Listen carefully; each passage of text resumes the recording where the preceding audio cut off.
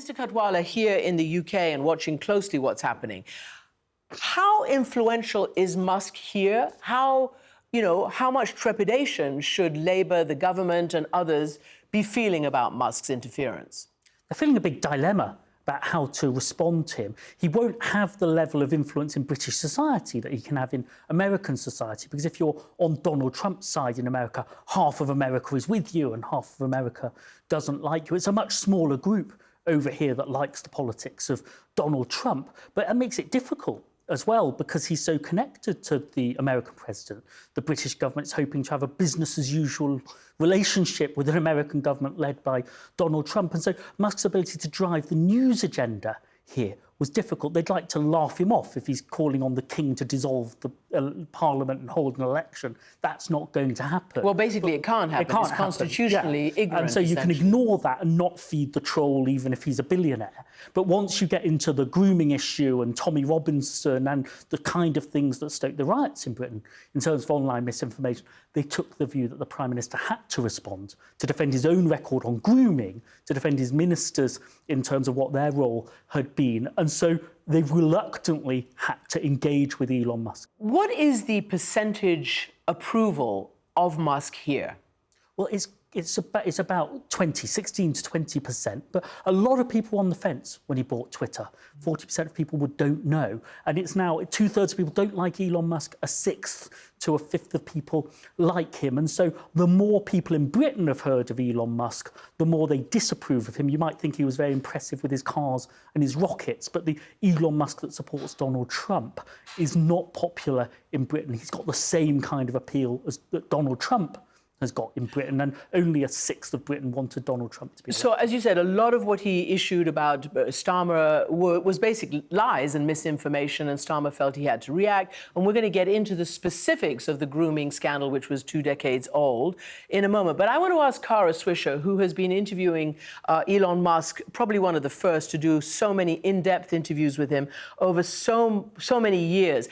Why do you think he's developed this fixation and is really, as we all know, using lies and misinformation in this case? Yeah, I mean, during the election, he was seen to have created most of the lies on Twitter. You know, a lot of studies were showing that what Elon was saying. I think it's worked in the United States, so he's taking his act on the road, and he feels he has a particular fixation with pedophilia. If you've noticed, he got into that lawsuit. He calls people that.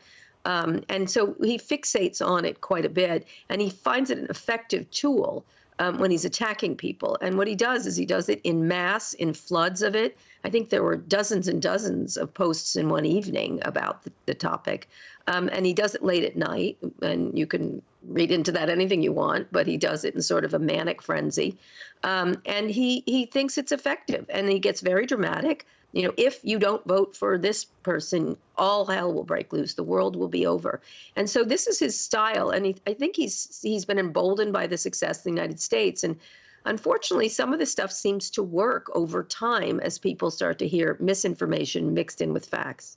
And Kara, while we're on this subject, I want to know whether you think some of it is also business-based, because clearly the British government has got regulations, and Europe has regulations about content. Brazil had he's been in a big fight about this for a while now, and he resents Starmer for some of those regulations that the various parties have tried to bring in. Do you think that's also part of it?